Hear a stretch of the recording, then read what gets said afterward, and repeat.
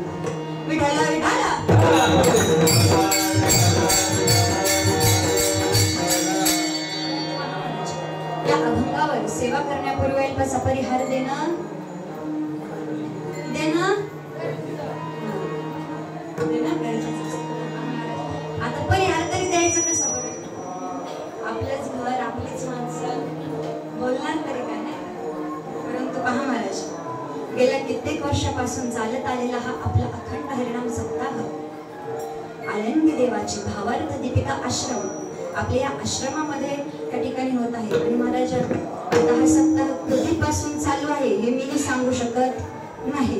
कारण का आई आणि बाबा म्हणायचे की 2000 सालपासून ही संस्था आणि हा सप्ताह चालू आहे. कारण महाराज माझा जन्मच त्यासाठी झाला, त्यामुळे मी काही सांगणार नाही का. आणि महाराज चालत आलेला हा आपला नामयज्ञ सोहळा, आणि आज या नामयज्ञ सोहळ्यामधील कितवा दिवस? 5वा दिवस. आणि महाराज आजची ही 5व्या दिवसाची कीर्तन रूपी सेवा माझ्यासारख्या कामाराकडे आलेली आहे. खऱ्या अर्थाने मी माझं खूप मोठं परमभाग्य समजते महाराज. आणि त्याचबरोबर दुधात साखर म्हणजे आमचे असणारे गायनाचार्य, एवढे गुणवान गाणारी मंडळी होती नाही, हरिभक्त परायण दरवर्षी येतात महाराज. आणि काय झाले ना, मी दरवर्षी तेच सांगते की माझं वय झाले, त्यामुळे नाव काय माझ्या काय लक्षात. हरिभक्त परायण आमचे असणारे आसाराम महाराज असतील, त्याचबरोबर हरिभक्त परायण गोपाळ महाराज, हरिभक्त परायण कृष्णा महाराज असतील, त्याचबरोबर आमचे सर्व छोटे छोटे वारकरी, आणि त्याचबरोबर महाराज सर्वात महत्वाचं हरिभक्त परायण मृदंगासाठी एवढे सुंदर साथ देत आहेत. तर असे असणारे मी त्यांना दादा म्हणते. आणि महाराज असे असणारे हरिभक्त परायण माऊली महाराज भांबुर्गे तर हे या ठिकाणी खूप सुंदर प्रकारे मृदंग वाजवतात, आणि तेही आज या ठिकाणी उपस्थित आहेत महाराज. आणि त्याचबरोबर गायनाचार्य खऱ्या अर्थानं मुलगिरी महाराज असतील, त्याचबरोबर आमचे जठार दादा, आमचे जाधववाडीचे असणारे काका, आणि त्याचबरोबर बिल्हारी महाराज, आणि त्याचबरोबर हरिभक्त परायण डोके महाराज असतील. आणि तुम्ही म्हणताल की हार्मोनियम साथ जे करत आहे तर त्यांचं तर नावच घेतलं नाही. तर महाराज ते माझे आजोबा आहेत, तर ते आज या ठिकाणी हार्मोनियमची साथ देण्यासाठी, खऱ्या अर्थाने स्वर जर इकडे तिकडे कुठे गेला तर जागेवर आणून देण्याचं काम करण्यासाठी आज उपस्थित आहेत. आणि त्याचबरोबर आमचे काका तेही खूप सुंदर प्रकारे हार्मोनियम वाजवतात. हरिभक्त परायण यादव आमचेच नाव करी, तर यादव महाराज असतील. आणि खऱ्या अर्थानं आता नाव तरी कोणाकोणाचं घेणार नाही का, सगळी आपलीच मंडळी. त्याचबरोबर आमचे बाबा खाली बसलेले आहेत, निळे बाबा असतील, टाकळकरवाडीचे आमचे नाना असतील, त्याचबरोबर रात्रीच ज्यांची कीर्तनाची सेवा झाली तर असे असणारे मानवतकर महाराज असतील, त्याचबरोबर आमचे असणारे आप्पा हरिभक्त परायण आप्पा, आम्ही सगळे आप्पा म्हणतो, तर हेही या ठिकाणी उपस्थित आहेत. तर सर्वांचे एकदा मी सुरुवातीलाच धन्यवाद मानते, आणि आपल्या कीर्तन रूपी सेवेला सुरुवात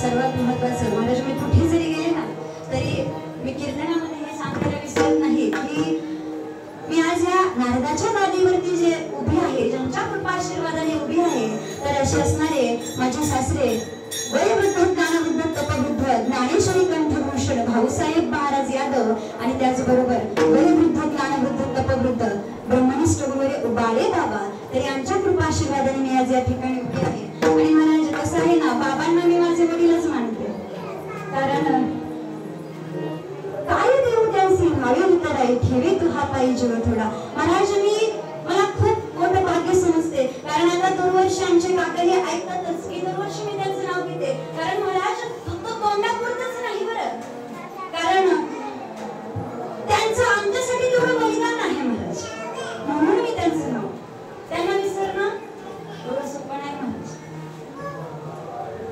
कारण महाराज त्यांनी आई सांगत असतात की त्यांनी एवढे या ठिकाणी आल्यानंतर दिवस काढले ना महाराज, मला ते नाही म्हणजे ते अक्षरशः डोळ्यामध्ये पाणी.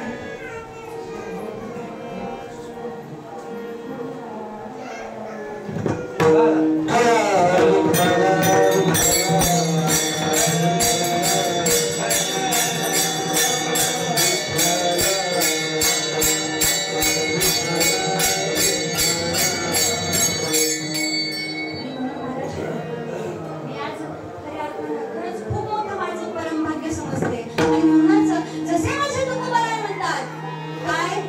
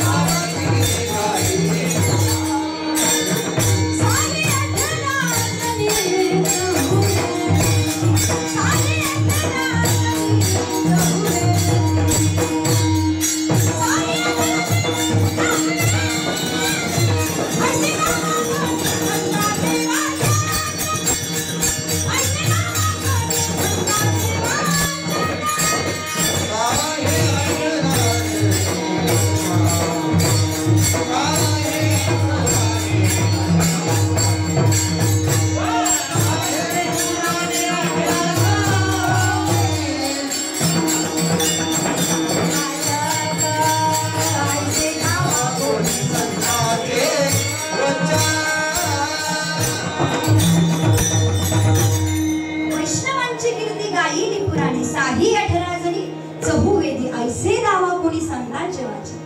म्हणजेच पहा की संपूर्ण विश्व संपूर्ण जग या ठिकाणी कोणाची कीर्ती गात आहे तर संतांची. कारण महाराज संतांनी स्वतः परमार्थ केला आणि दुसऱ्यांनाही करण्यासाठी शिकवलं. महाराज संतांनी स्वतः परमार्थ केला महाराज. आणि म्हणूनच महाराज म्हणतात की आपण नव्हे तर त्या ठिकाणी मृत्यू लोक असेल पाताळ त्या ठिकाणी उभय लोक सर्व त्या ठिकाणी त्यांची कीर्ती गात आहेत.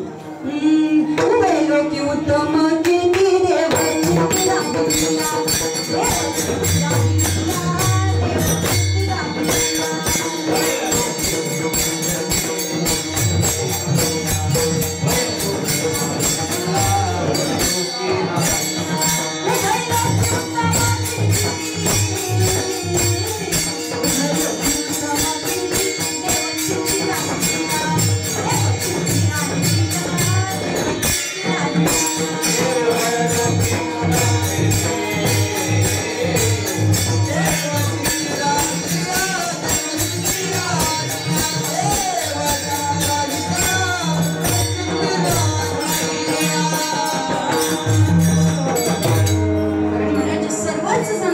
कीर्ती या ठिकाणी गात आहे. आणि म्हणूनच आता पहा आपण सर्वजण या ठिकाणी जमलेलो आहोत कशासाठी तर महाराज या संतांचीच कीर्ती आहे ना. आणि म्हणूनच पहा महाराज त्या ठिकाणी तुकोबाराय म्हणतात की बाबा रे आम्ही काया वाचा मनाने त्यांची सेवा केली. कोणाची तर त्या भगवंताची सेवा केली महाराज. आणि पहा महाराज खऱ्या अर्थानं दोन लोकांची नावे निघतात बरं. कोणाची एक तर चांगलं कर्म केल्यानंतर आणि एक वाईट कर्म केल्यानंतर. परंतु उत्तम शब्द कोणाच्या पाठीमागे लागतो चांगला करणाऱ्यांच्यावर की नाही. म्हणजेच पहा जसं की एक गृहस्थ होता बरं. एक गृहस्थ होता आणि त्याला आपल्या सासूवाडीला जायचं होतं. आणि मग तो त्याच्या त्याच्या मित्राला म्हणू लागला, अरे मला सासूरवाडीला जायचंय, मग तुझ्या हातामध्ये जी सोन्याची अंगठी आहे ना, तर ती अंगठी तू मला दे. म्हणजे काय होईल, तिथे गेल्यानंतर मला तुझी सतत आठवण येईल. काय, तुझी मला सतत आठवण येईल. मग तो म्हणू लागला, फक्त आठवणीसाठीच तुला अंगठी पाहिजे ना? म्हणे हो, बाकी काहीही कारण नाही. मग नाही दिली तरी ही आठवण येईलच ना. मागितली होती, दिली नाही. पण महाराज पहा, खऱ्या अर्थाने ही आठवण वेगळी, ती आठवण वेगळी, हो की नाही? म्हणजेच पहा, त्या ठिकाणी संतांनी स्वतः परमार्थ केला आणि दुसऱ्यांनाही परमार्थ करण्यासाठी शिकवलं महाराज. आणि म्हणून महाराज म्हणत आहेत की बाबा रे, आम्ही या ठिकाणी काया वाचा मनाने भगवंताचं नामस्मरण केलं आणि म्हणूनच आम्हाला जे सर्व सुख आहे तर त्या सर्व सुखाची प्राप्ती झाली. सर्व सुखल्यालो सर्व अलंकार आनंदे निर्भर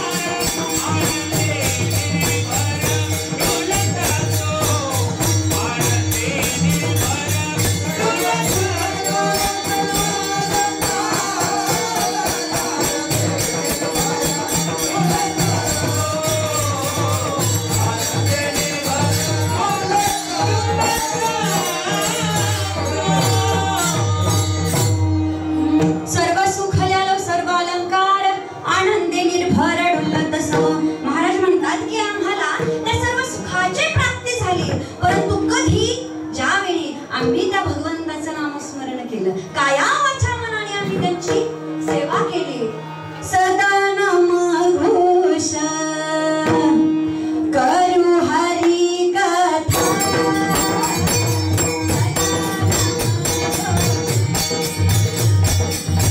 करू हरी कथा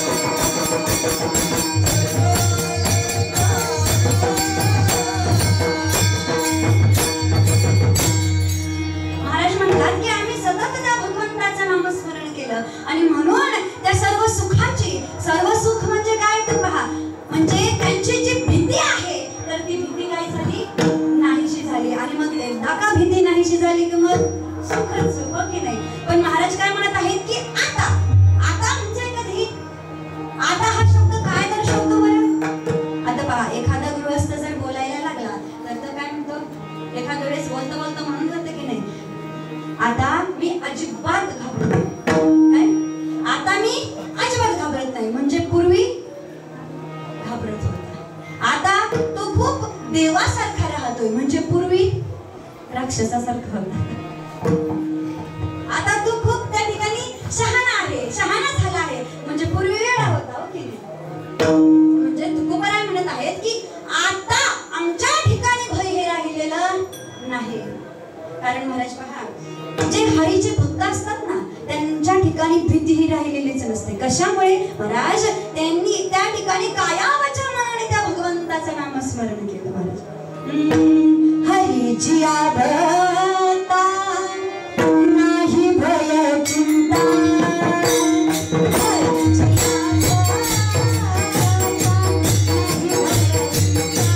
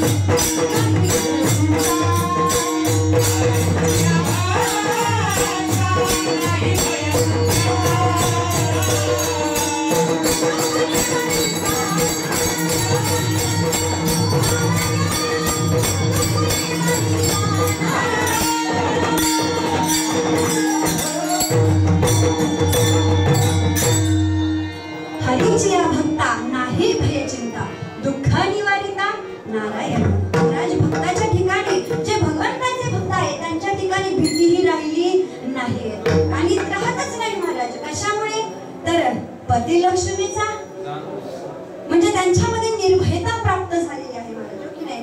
जसं की उदाहरण द्यायचं झालं तर आमच्या असणाऱ्या जनाबाई त्या नामदेव महाराजांच्या घरी दासी होत्या महाराज, सर्वांनाच ज्ञात आहे, हो की नाही? आणि खऱ्या अर्थानं कसं झालंय माहिती का नाना, सर्वजण पंचपक्वान्न खाऊन तृप्त झालेत आणि मी तुमच्या समोर भाजी भाकरी मांडत आहे, काय चव लागणार आहे बरं? एवढा महासागर माझ्या समोर आणि मी त्यामध्ये भरभूर करणारा कायच पाणी साचणार आहे. विठाला विठाला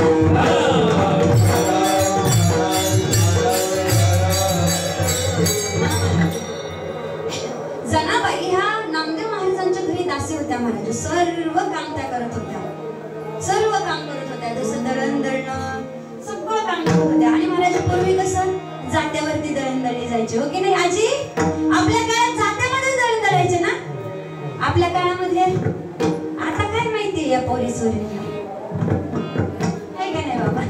विठाला विठाला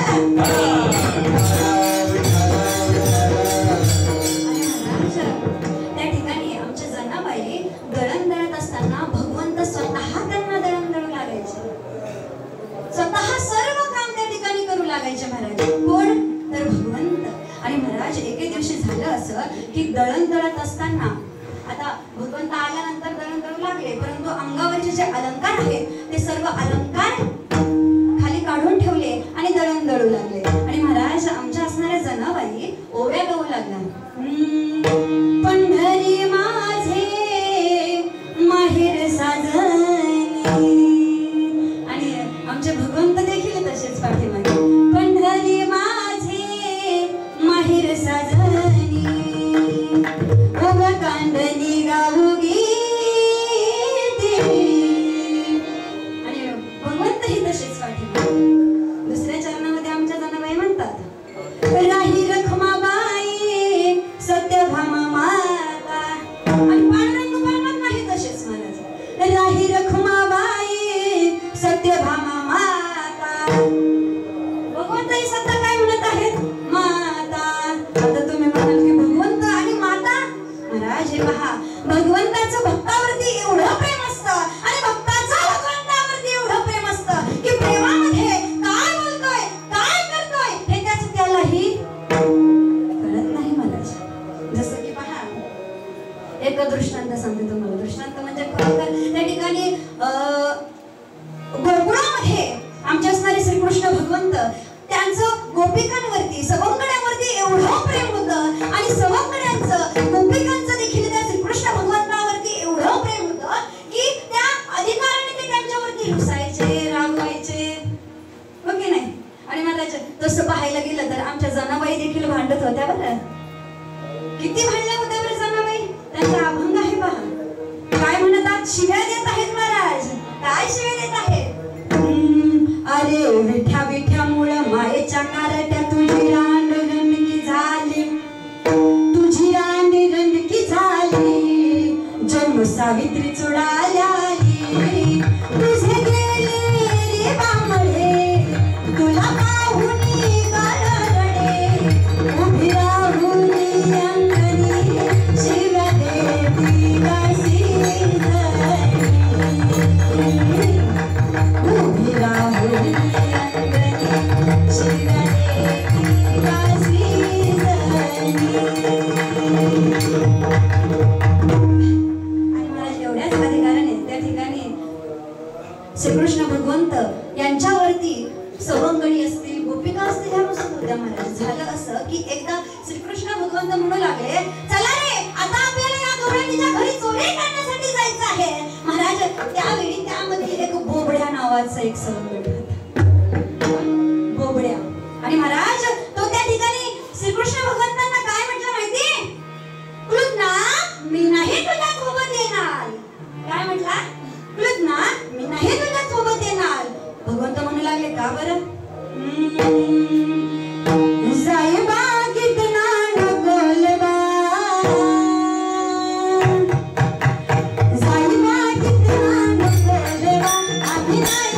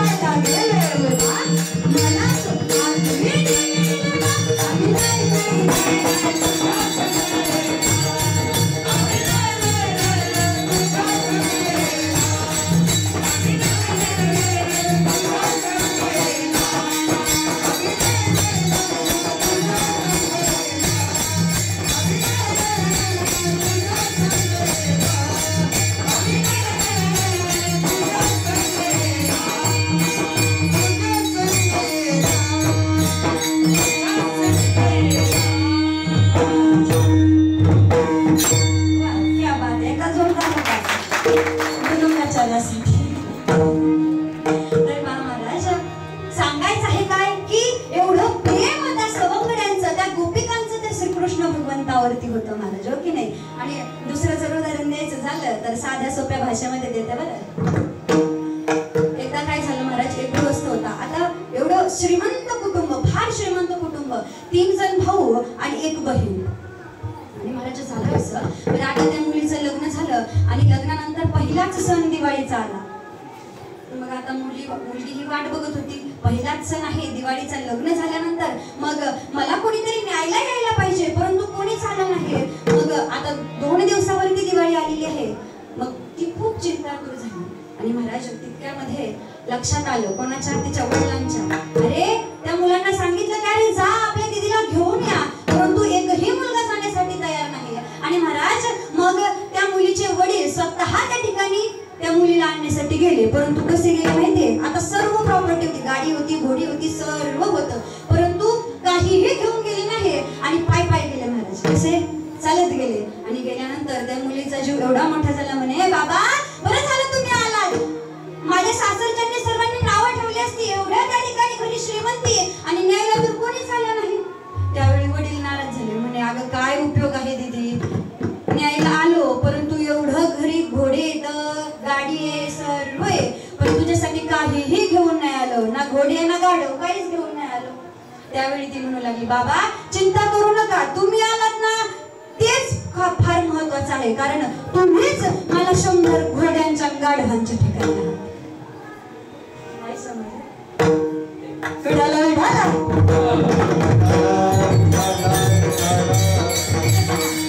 सांगायचं काय, आता तिला गाढव तिच्या वडिलांना म्हणायचं नव्हतं, परंतु प्रेमामध्ये माणूस काय बोलेल आणि काय करेल याचा भरवसा नाही. मग महाराज असंच त्या ठिकाणी आमचे असणारे भगवंत आमच्या असणाऱ्या जनाबाईच्या पाठीमागे उभे राहतात. आणि महाराज मग झालं असं की काकड आरतीची वेळ झाली आणि भगवंतांना वाटलं की त्या ठिकाणी जनाबाईला म्हणू लागले, जना आता मी जातो, काकड आरतीची वेळ झालेली आहे. सर्व ग्रामस्थ वाट पाहत असतील. आणि महाराज थंडीचे दिवस होते, घाईघाईमध्ये भगवंतांनी स्वतःची वाकड अंगावर, त्या ठिकाणी जनाबाईची वाकड अंगावरती घेतली आणि मंदिरामध्ये गेले महाराज. परंतु ज्यावेळी ग्रामस्थांनी अंगावरती भगवंताच्या ती वाकड पाहिली तेव्हा म्हणू लागले की भगवंताचे अलंकार हे तर चोरीला गेले आणि ही वाकड कोणाची आहे. मग तेव्हा सर्व ग्रामस्थांनी चौकशी केली, विचारपूस केली, तेव्हा कळालं की ही वाकड कोणाची आहे, जनाबाईची वाकड आहे. म्हणून त्या ठिकाणी सर्वांनी निश्चित केलं की भगवंताच्या अलंकाराची चोरी ही कोणी केली आहे, जनाबाईला.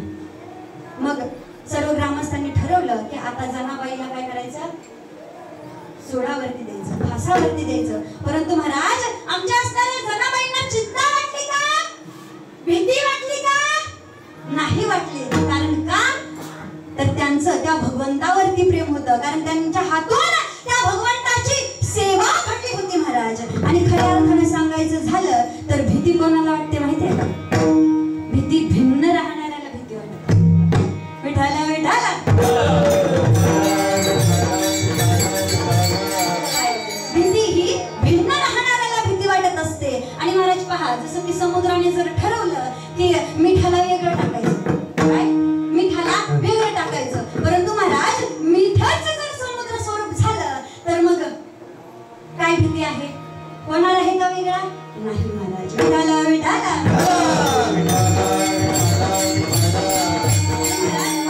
या ठिकाणी खऱ्या अर्थानं भीती सांगायचं झालं तर ज्या ठिकाणी भोग आहे ना त्या ठिकाणी रोग आहे महाराज. म्हणजेच पहा, आता सर्व सोयी सुविधा आहेत, हो की नाही. आता मोठा मोठाले मोबाईल आहेत, टीव्ही आहे, आणि टीव्ही मोबाईल जर पाहिली तर लगेच काय होतं, डोळ्यांचे आजार वाढतात. म्हणजे जिथे भोग आहे तिथे रोग आहे. आणि महाराज शास्त्री पंडित आहेत ना, तर या शास्त्री पंडितांना वाद घालणाऱ्यांची भीती असते, बरोबर आहे का नाही महाराज. वाद घालणार, एखादा आडमुठाचा भेटला तर काय करणार आहे, म्हणून वाद घालणाऱ्यांची भीती वाटत असते महाराज. जसं सांगायचं झालं तर एकदा काय झालं माहितीये का, एक शास्त्री पंडित होते, एक शास्त्री पंडित होते. आणि महाराज म्हणजे एवढी त्यांच्याकडे विद्वत्ता होती की 12 बैलगाड्यावरून एवढे ग्रंथ त्यांच्याकडे होते. आणि तेवढी विद्वत्ता होतीच त्यांच्याकडे.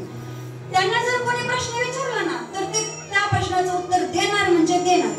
आणि म्हणून त्याच स्वाभिमानावरती ते काय करायचे, दिवसा दिवा लावून चालायचे. कारण त्यांचं असं होतं की दिवा जर विजवायचा कधी, ज्यावेळी मला प्रश्नाचं उत्तर देता आलं नाही त्यावेळी मी काय करणार, दिवा विझवणार. आणि आता खऱ्या अर्थानं दिवसा दिवा लावणं म्हणजे शहाणपणा. विठाला विठाला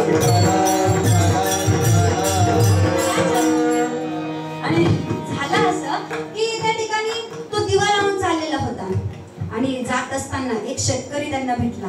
काय, एक शेतकरी त्यांना भेटला आणि महाराज शेतकरी भेटला आणि म्हणू लागला, "अहो बाबा, तुम्ही दिवसा दिवा लावून का फिरताय?" म्हणे, "हे बघ, मला जर कोणी प्रश्न विचारला तर मी त्या प्रश्नाचं उत्तर देत असतो आणि जर नाही सांगता आलं तर मी दिवा विझवणार, त्यामुळे मी तो दिवा लावून फिरत आहे. पण आतापर्यंत तरी असं काही झालं नाही." मग शेतकरी म्हणू लागला, "खरंच तुम्ही उत्तर देता?"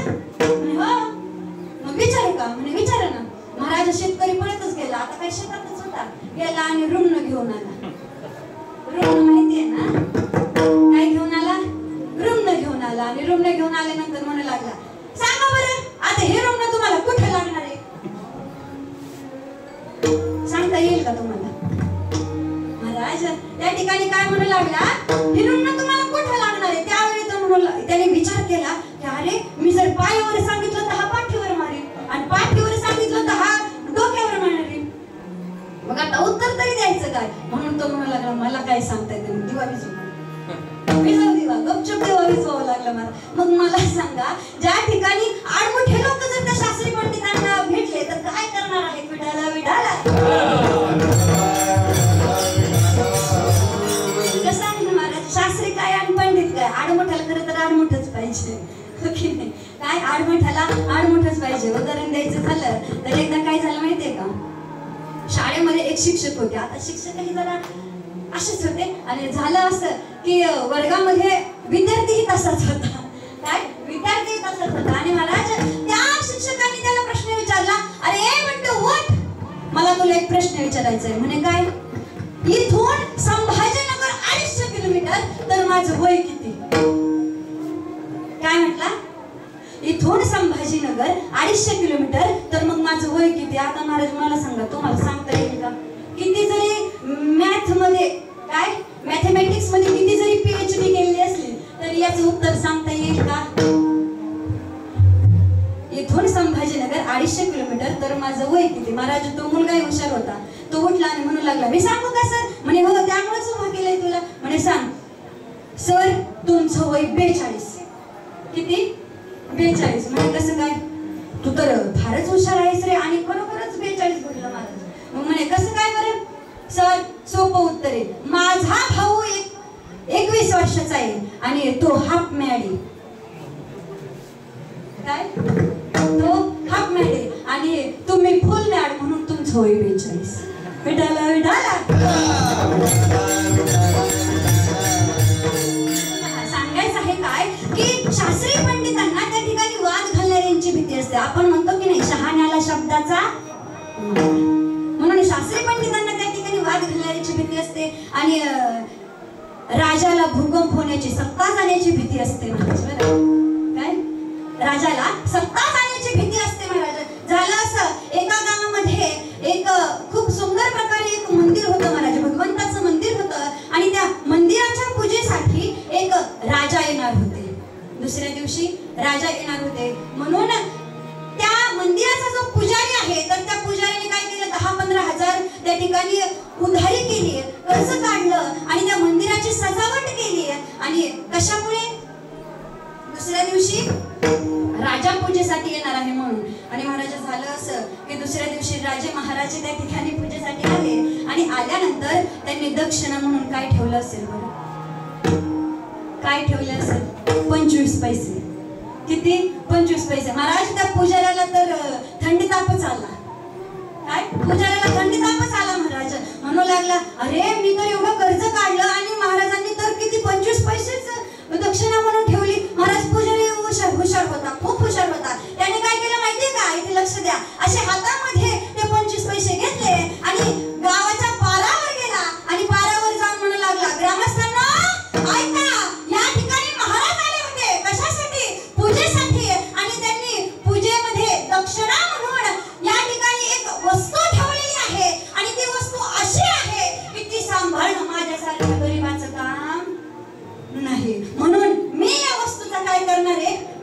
निलाव करणार आहे, मी या वस्तूचा निलाव करणार आहे. महाराज आता राजांनी वस्तू ठेवली म्हटल्यानंतर काय 10,000पासूनच चालू झालं. कोणी म्हणू लागलं 10,000, कोणी 30,000, 40,000, 60,000, 70,000, 1,00,000पर्यंत आलं. आणि महाराज 1,00,000पर्यंत आलं, परंतु राजाने पाहिलं की इथे गर्दी कशाची आहे, म्हणून राजाने आपल्या सेवकाला पाठवले, जा बरं कोणाचे भांडण वगैरे तर नाही ना झाले. सेवक पळतच गेला आणि पुजाऱ्याने सांगितलं की भांडण वगैरे काही झालं नाही, परंतु राजांनी त्या ठिकाणी एक वस्तू अशी ठेवलेली आहे प्रसाद म्हणून त्या ठिकाणी की ती सांभाळणं मला जमणार नाही, म्हणून मी या वस्तूचा निलाव केला. आणि महाराज मग आता 1,00,000पर्यंत आला आहे असं त्या ठिकाणी त्या सेवकाला सांगितलं. सेवक पळतच गेला कोणाकडे, राजाकडे. आणि राजाकडे गेल्यानंतर राजांना सर्व सांगितलं, महाराज तुम्ही काय वस्तू ठेवलेली आहे मंदिरामध्ये, त्या वस्तूचा निलाव चालू झाला, 1,00,000पर्यंत येऊन पोहोचले. महाराज त्यावेळी राजालाही कसतरी वाटलं, राजा पळतच गेला आणि म्हणू लागला, 1,00,000 देतो बाबा, पण मूठ काय उघडू म्हणून तेव्हापासून मन पडली आहे, झाकली मूठ. वा क्या बात है, विठाला विठाला.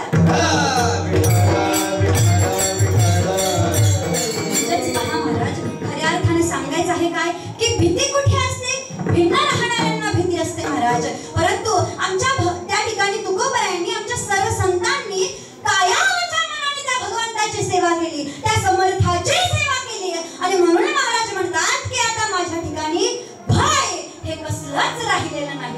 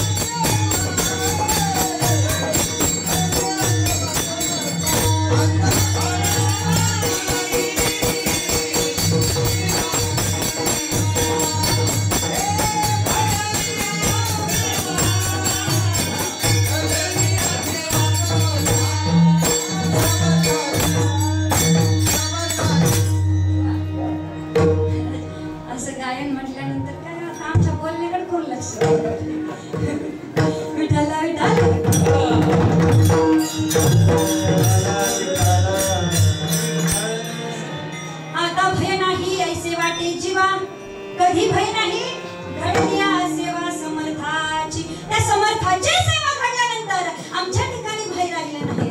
महाराज आता समर्थ समर्थ समर्थ समर्थ म्हणजे नक्की कोण बरं? समर्थ म्हणजे नक्की कोण? आता हा माईक नीट करतोय हा समर्थ का?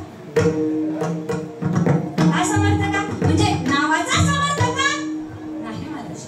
कारण आजकाल आता नाव काय कोणाचं काहीही आहे. आमचे बाबा म्हणत असतात शांती नसलेली भांडणं आणते. गंगाधर आंघोळ नाही महिनाभर, सुलोचना हिंडते मुंबई पुणे. म्हणजे नाव कोणाचंही आहे परंतु नावापुरता समर्थ का? नाही महाराज. मग कोण समर्थ? महाराज ज्यांच्या त्या ठिकाणी सत्याने विश्व चालत आहे. तुझे या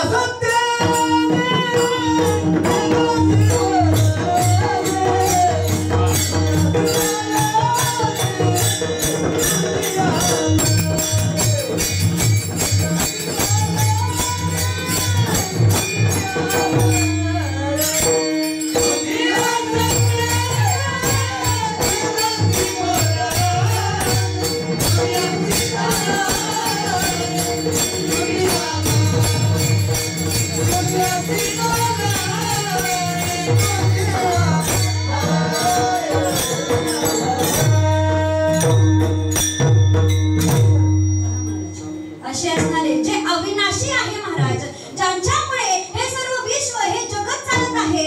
कोण समर्थ? तर माझे माऊली ज्ञानोबा आहे. कोण समर्थ? माझे तुकोबा आहे.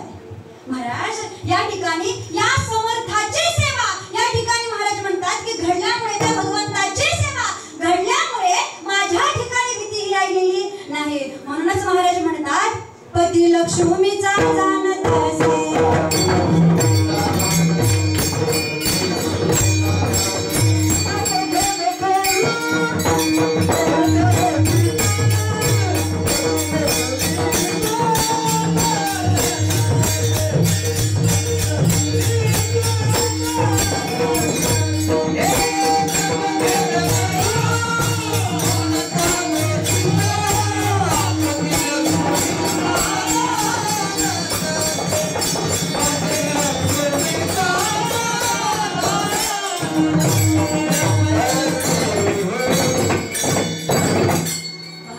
किती गोड प्रमाण देतात बरं आमचे नाथ महाराज. नको खेद करू कोणत्या गोष्टीचा, पती लक्ष्मीचा जाणत असे. पण कधी? सेवा केल्यानंतर. कधी? सेवा केल्यानंतर. कारण महाराज पहा, जसं की आता घरामध्ये आपला जर पती आहे, हो की नाही, पती जर घरामध्ये आहे, मग पैसे कुठून येतील, काय होईल, किंवा घरामधली चहा पावडर संपली, साखर संपली, चिंता करण्याची गरज आहे का? पती लक्ष्मीचा जाणत असे, हो की नाही. म्हणूनच महाराज म्हणतात परंतु कधी होईल? ज्यावेळी त्या समर्थाची सेवा आपल्या हातून घडेल तेव्हा. कारण महाराज पहा, नावापुरता समर्थ नाहीये.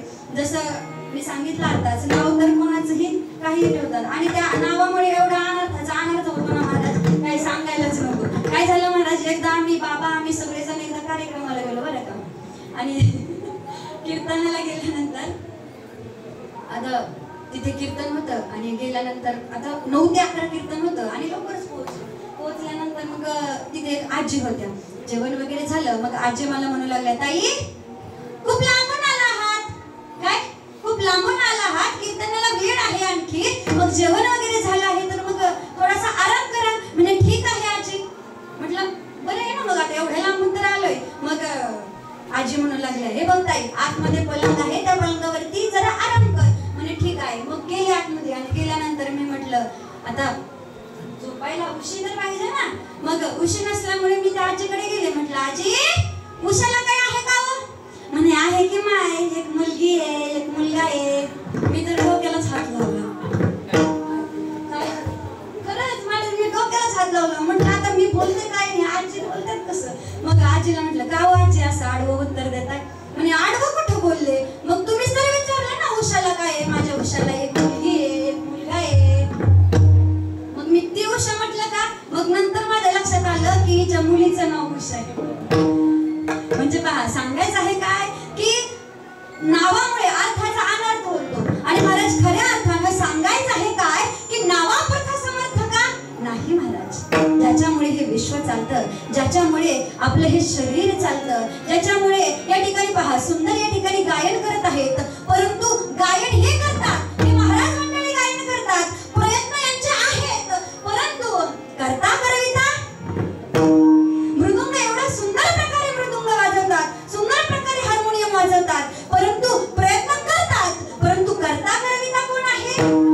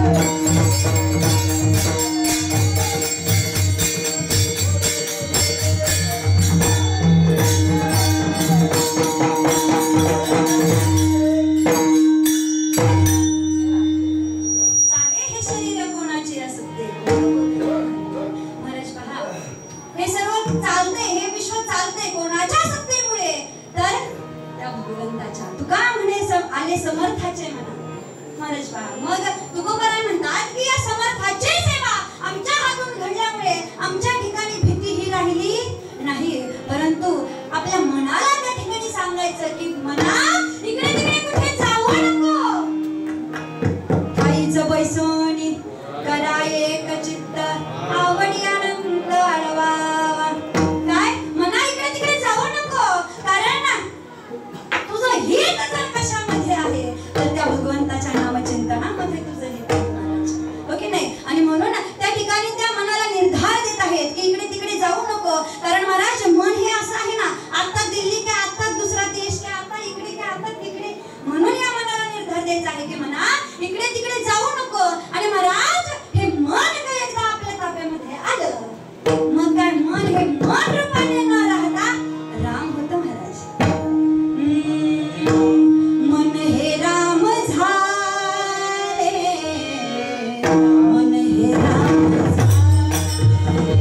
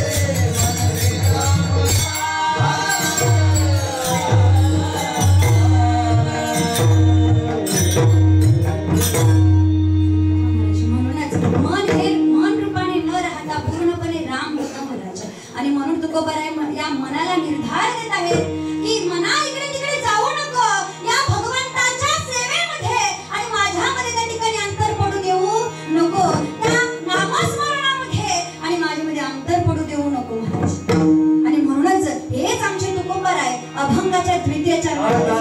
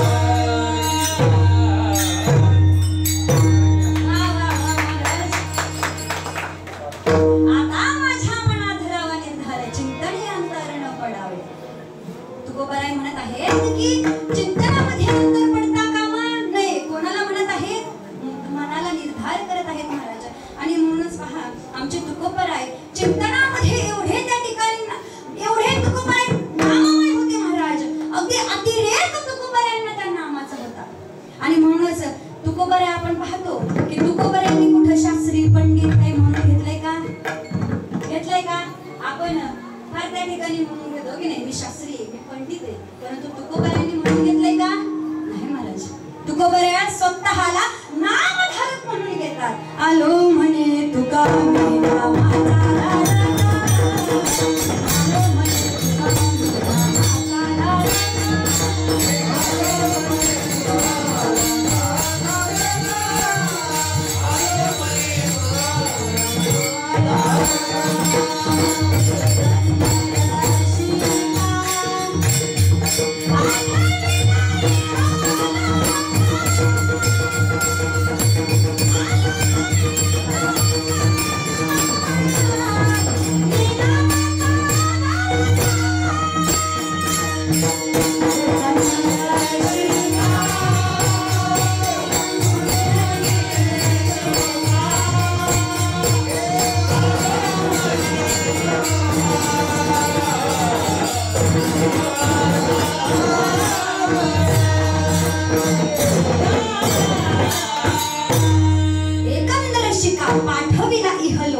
आलो म्हणे तुका मी नामाचा धारक.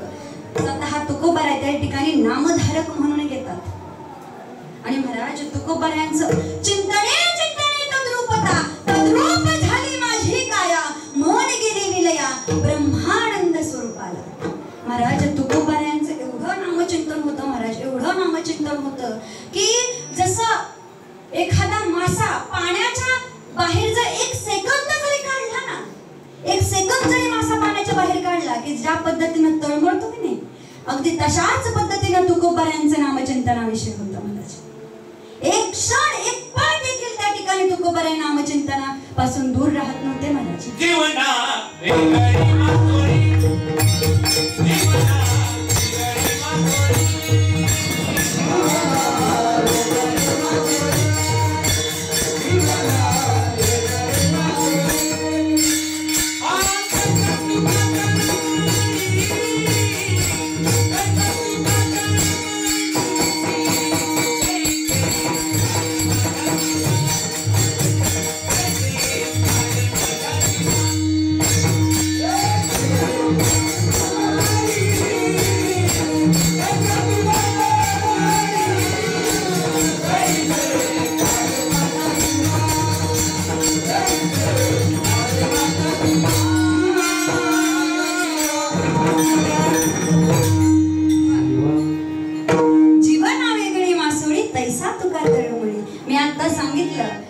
माशाला पाण्याच्या बाहेर काढला तर एक सेकंद देखील राहू शकत नाही, तसं तुकोबाराय त्या ठिकाणी एक पळभर देखील नामचिंतनापासून दूर राहू शकत नाहीत महाराज. आणि त्यांचं नामचिंतन एवढं होतं की जे शब्दामध्ये सांगता येत नाही महाराज.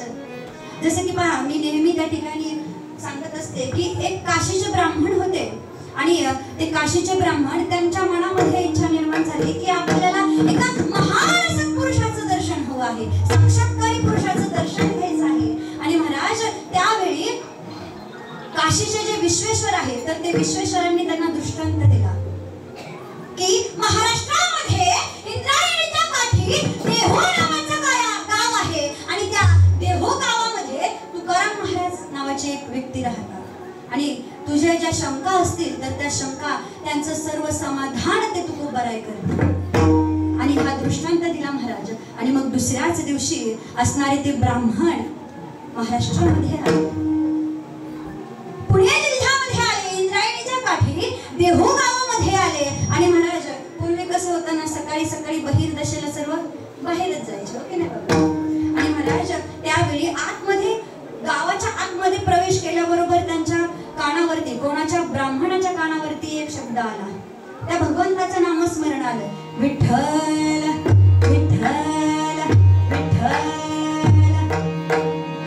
आणि ब्राह्मणाच्या मनामध्ये आलं, अरे या अपवित्र जागेमध्ये, अपवित्र स्थितीमध्ये या पवित्र नामाचा उच्चार कोण करत आहे. परंतु आता बाहेरून असल्यामुळे, म्हणजे बाहेरच्या गावचे असल्यामुळे काय बोलले नाही. आणि महाराज गावामध्ये गेले आणि गावामधील ग्रामस्थांना विचारलं की तुकोबारायांचं घर कुठे आहे. आणि महाराज मग ग्रामस्थांनीही सांगितलं आणि त्या ठिकाणी ते ब्राह्मण तुकोबारायांच्या घरी आले. पाठीमागून तुकोबाराही आलेले आहेत. आणि महाराज त्यावेळी त्यांचे मुले म्हणू लागले, बाबा आले, बाबा आले. तेव्हा कळालं कोणाला, ब्राह्मणाला, की अरे अपवित्र जागेमध्ये, अपवित्र स्थितीमध्ये या पवित्र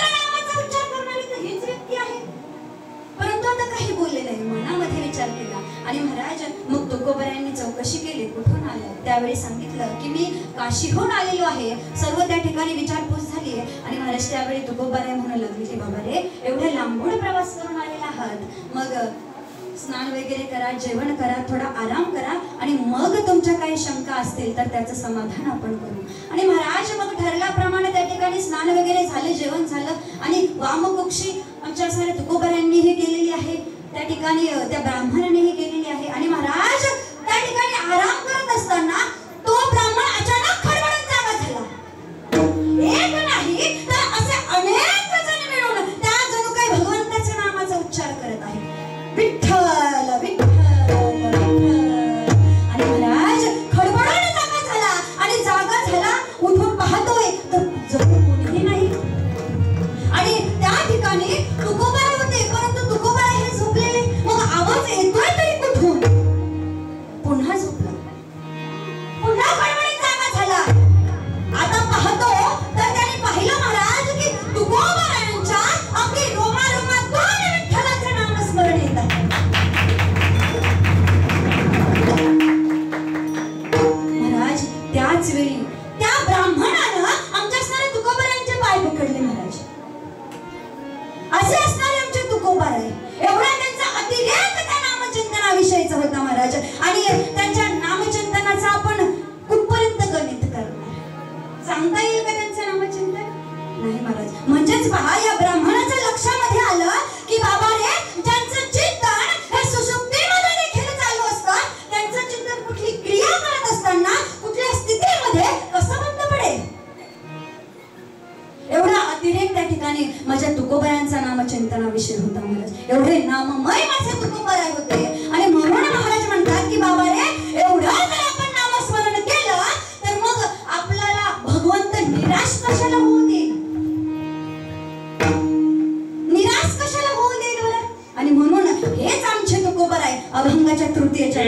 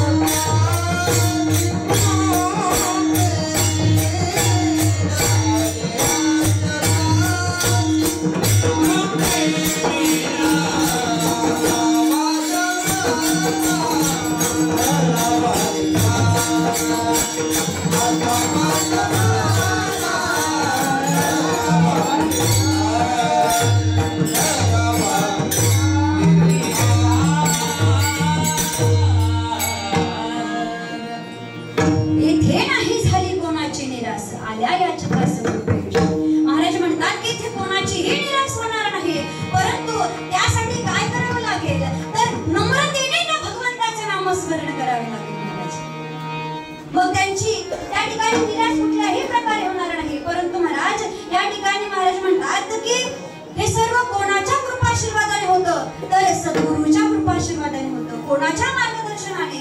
तर त्या सद्गुरूच्या मार्गदर्शनाने महाराज.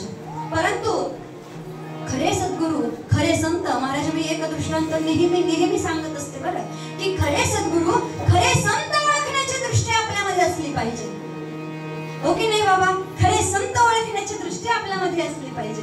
बाबांनी कालच सांगितलं, खऱ्या संतांना ओळखण्याची दृष्टी आपल्यामध्ये असली पाहिजे. जसं की एक दृष्टांत सांगते बरं. एक राजकुमारी होती महाराज, लक्ष द्या. एक राजकुमारी होती आणि त्या राजकुमारीला त्या ठिकाणी विवाह करायचा होता. म्हणून तिने काय केलं, एक पण मांडला की जो कोणी 1 ते 20 पर्यंत अंक मोजेल मी त्याच्याशी काय करेल, विवाह करेल. आणि जो कोणी मोजणार नाही त्याला मात्र मी काय करणार, तुरुंगामध्ये टाकणार. काय करणार, तुरुंगामध्ये टाकणार. आणि महाराज मग काय, आता राजकुमारी सोबत विवाह करायचा आहे म्हटल्यानंतर सर्व राजे महाराज सर्वांच्या ठिकाणी ती बातमी पोहोचली. सर्व राजे महाराज, शास्त्री, पंडित, ज्ञानी, महाज्ञानी सर्व त्या ठिकाणी आले.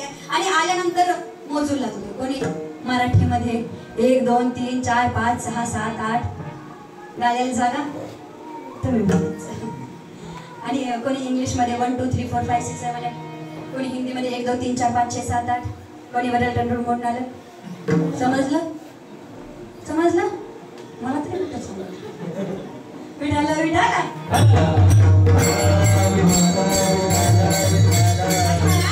झालं असं. सर्वांनी अंक मोजले देखील, परंतु तरीही त्या राजकुमारीनं सर्वांना तुरुंगामध्ये टाकलं.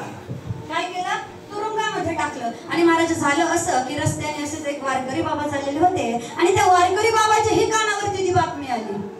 मग वारकरी बाबा लगेच कुठे गेले, जे तुरुंगामध्ये टाकलेत ना त्यांच्याकडे गेले. म्हणे काय कसं आहे, बरं काय. म्हणे अहो काय, त्या राजकुमारीनं आम्हाला 1 ते 20 पर्यंत अंक मोजायला सांगितले आणि आम्ही मोजले देखील, तरीही आम्हाला तुरुंगामध्ये टाकलं. मग वारकरी बाबा म्हणू लागले, मी एकदा प्रयत्न करू का. म्हणे काय वेळ आहे, आम्ही एवढे शास्त्री, आम्ही एवढे ज्ञानी, परंतु तरी देखील आम्हाला काय केलं, तुरुंगामध्ये टाकलं. आणि तुम्ही. म्हणे एकदाच प्रयत्न करतो. म्हणे ठीक आहे, बरं या मग आमच्या. आणि महाराज मग त्या ठिकाणी वारकरी बाबा गेले. कुठे गेले, राजकुमारीकडे. आणि महाराज राजकुमारीच्या समोर जाऊन उभे राहिले. आणि उभे राहिल्याबरोबर राजकुमारीने काय प्रश्न केला माहितीये का, अट माहिती आहे ना. आणि हो, सांग एक म्हणजे काय, काय सांग एक म्हणजे काय. महाराज त्या वारकरी बाबाने एवढं गोड उत्तर दिलं. म्हणे संपूर्ण जगामध्ये एकच ब्रह्म आहे. काय, संपूर्ण जगामध्ये एकच ब्रह्म आहे. 2 ब्रह्म माया, 3 गुण, 4 वेद, 5 पंचमहाभूत, 6 शास्त्र, 7 सप्तवार, 7 ऋषी, 7 पाताळ, 8 अष्टवसु, 9 नववेद भक्त्या, 10 दिशा, 11 एकादशी रुद्र, 12 राशी, 13 धनतेरस मुहूर्त, 14 विद्या, 15 तिथी, 16 शृंगार, 17 तत्व, 18 पुराण, 19 स्तुती आणि 20 काय पाहता. लगेच त्या राजकुमारीनं काय केलं, वारकरी बाबाच्या गळ्यामध्ये जयमाळा घातली. म्हणजे दृष्टांत संपला. खऱ्या अर्थाने सांगायचं आहे काय, की खऱ्या संतांना ओळखण्याची दृष्टी त्या राजकुमारीमध्ये होती, हो की नाही. म्हणूनच महाराज म्हणतात की या संतांचं एकदा का आपल्याला मार्गदर्शन झालं तर मग आपल्या ठिकाणी जी निराश आहे तर ती निराशा आपली निराशच होत नाही. आपल्याला कुठल्या प्रकारची चिंता करण्याची गरज नाही. मग कोणीही या, कोणीही या, कोणत्या जातीचा असो, कोणत्या धर्माचा असो, कुठलाही या, परंतु त्यांची निराशा मात्र होते का नाही. इथे कोणाचाही दुजा भाव केला जात नाही, कोणाचाही दुजा भाव केला जात नाही. आणि म्हणूनच आमचे तुकोबाराय हेच अभंगाच्या शेवटच्या चरणामध्ये सांगतात.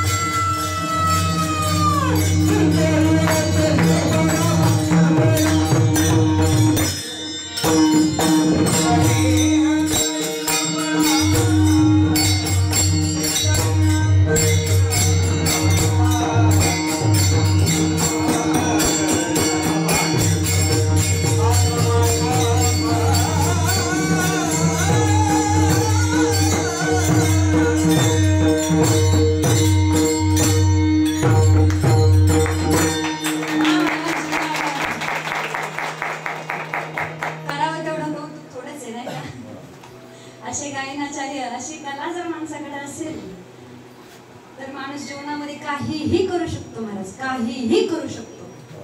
क्या बात है.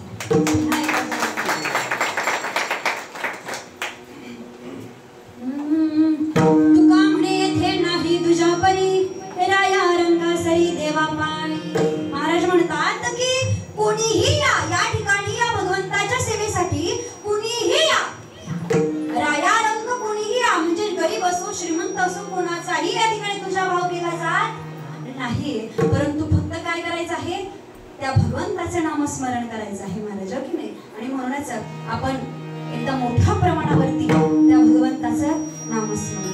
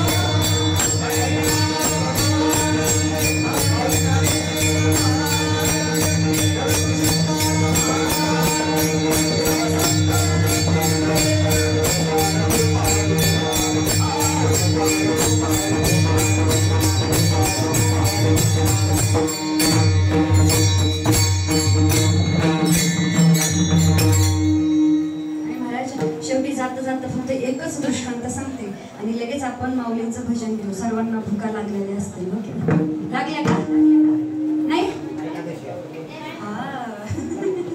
दिवसभर चालू द्यायचं का मग?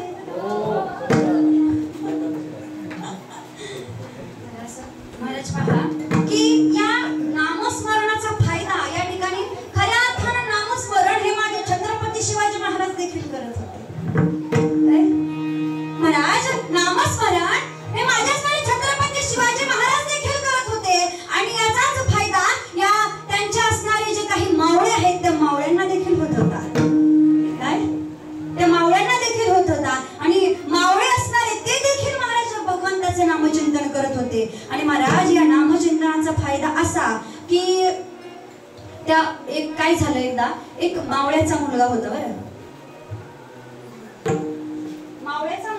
आणि महाराज ज्यावेळी छत्रपती शिवाजी महाराज हे गड उतार होत होते, काय गड उतार होत होते आणि महाराज गड उतार होत असताना आता एकदम छोटा तो, आता तो मुलगा नव्हता का, तसाच एकदम छोटा, फक्त त्याला बोलायला येत होतं, काय बोलायला येत होतं. आणि महाराज एवढा छोटासा, आणि महाराज ज्यावेळी महाराज हे गड उतार होत होते आणि गड उतार होत असताना तो त्या ठिकाणी शिवाजी महाराजांना आडवा आला. कारण आता शिवाजी महाराजांना त्या एवढ्या छोट्या मुलांना कधी पाहिलेलं नाही आणि महाराज पाहिलेलं नव्हतं, आणि त्या ठिकाणी तो आडवा आला आणि छत्रपती शिवाजी महाराजांना म्हणू लागला, कोण आहात तुम्ही?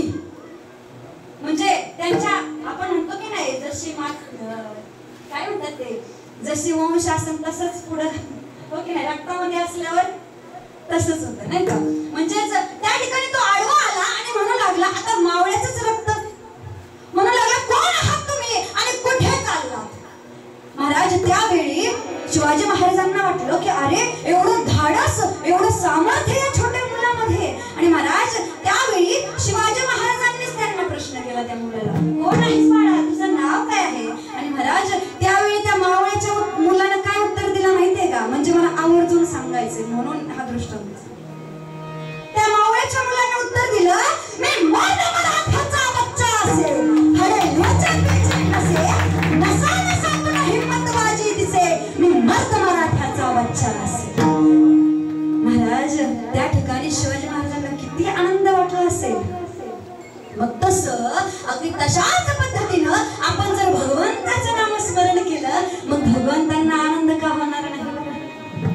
मग तसं नामचिंतन केल्यानंतर आपल्यामध्ये भीती राहील का? म्हणूनच तुकोबराय म्हणतात, आता भय नाही ऐसे वाटे जीवा, घडलिया सेवा समर्थाची. आणि म्हणूनच ज्या संतांनी या ठिकाणी आपल्या सर्वांना मार्गदर्शन केलं, तर त्या संतांचं देखील आपण एकदा मोठ्या प्रमाणावर भजन करू. हरी ज्ञानेश्वर